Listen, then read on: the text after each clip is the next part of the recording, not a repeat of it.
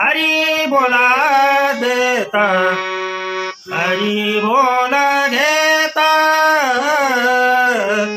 हरी देता बोला हरी बोला घेता हरी बोला देता हरी बोला घेता हसता खेळता हरी बोला हसता खेळता हरी बोला हरी बोला गाता हरी बोला खाता हरी बोला गाता हरी बोला खाता सर्वती सर्व कार्य करिता हरी बोला सर्व कार्य करिता हरी बोला सर्व कार्य करिता हरी बोला हरी बोला गाता हरी बोला खाता हरी बोला गाता हरी बोला खाता हरी बोला एकांती हरी बोला लोकांती हरी बोला लोकांती हरी बोला लोकांती देह त्यागी अंती हरी बोला देह त्यागी अंती हरी बोला देह त्यागी अंती हरी बोला देह त्यागी अंती हरी बोला हरी बोला गाता हरी बोला खाता हरी बोला गाता हरी बोला खाता हरी बोला भांडता हरी बोला कंडता हरी हरी बोला भांडता हरी बोला कंडता उठता बैसता हरी बोला उठता बैसता हरी बोला हरी बोला गाता हरी बोला खाता हरी बोला गाता हरी बोला खाता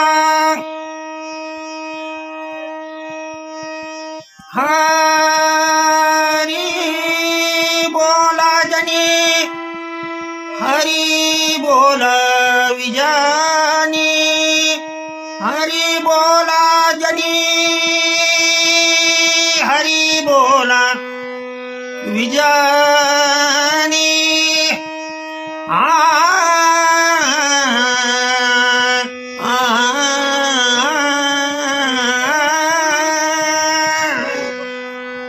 हरी बोला जनी हरी बोला विजानी हरी बोला जनी हरी बोला विजानी ये का जनार्दनी हरी बोला एका जनार्दनी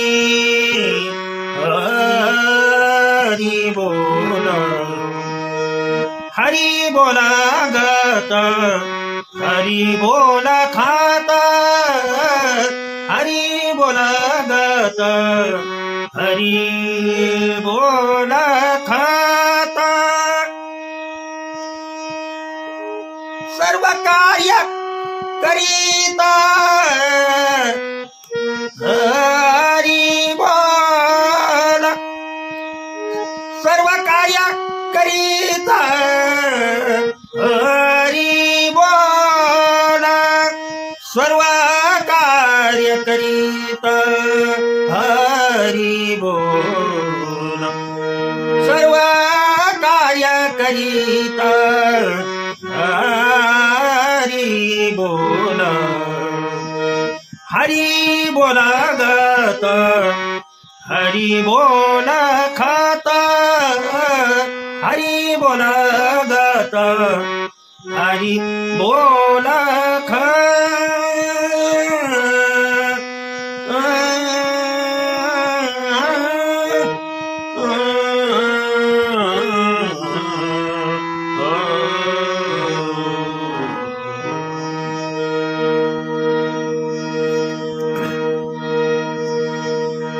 तुम्ही चाली शेवटी म्हणू शकता किंवा मध्ये कधीही म्हणू शकता, फक्त उत्तरांगात चाल म्हणायची.